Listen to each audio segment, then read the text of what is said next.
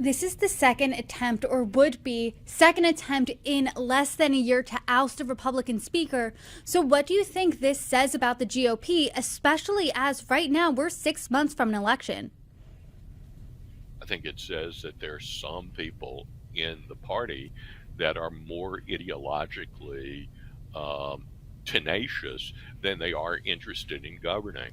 I would say something about the role that the media plays. I mentioned earlier that the media, generally all the mainstream media, sometimes called the legacy media, is in favor of the Democrats. And so if the government ever shuts down and so forth, it's blamed on the Republicans. But it's also the case that the media is now fragmented. And that means that small slivers will tune in to broadcasts that they know will reinforce their own views. And and even some of the larger broadcasts end up featuring people like Marjorie Taylor Greene because they like the bomb throwers. That gives them some leverage. In the British Parliament, those used to be called backbenchers, and they just didn't get any attention. But now they get a lot of attention, and I think it's bad for the country. But we live in a world of free speech. Let them speak. As you said, I mean, Republicans signaled they would save Johnson minus the few. Democrats signaled they would save Johnson.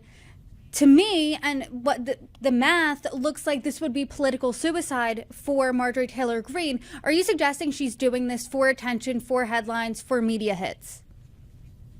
That plus the fact that she seems to have a very solid base in her own constituency, her own district. So it's not political suicide unless what she thinks of as a career in which she would be a leader, an official leader in the Congress, as opposed to an important outside voice, in a sense like AOC.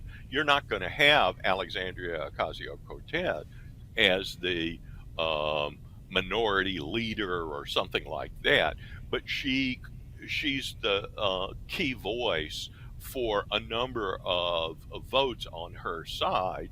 And I think Hakeem Jeffries has been a sort of a low key leader on his side, very different from Nancy Pelosi.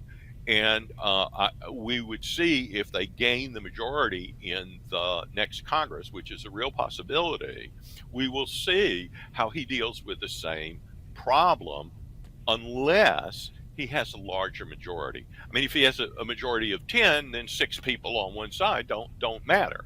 But these groups also kind of poison the well for the more centrist uh, Democrats and Republicans, right? If you're trying to run as a Democrat, you're not asking AOC to come in to your Senate campaign in almost any state. In fact, I don't know of any state where she would be welcomed in a Senate campaign, right? The same is going to be true of Marjorie Taylor Greene, but they do represent an important faction in their own party. I would say actually that the squad among the Democrats represent something that's larger because they now really represent a lot of what's going on college campuses. Those students are much more aligned with the left wing of the Democratic Party than with the main line of the Democratic Party.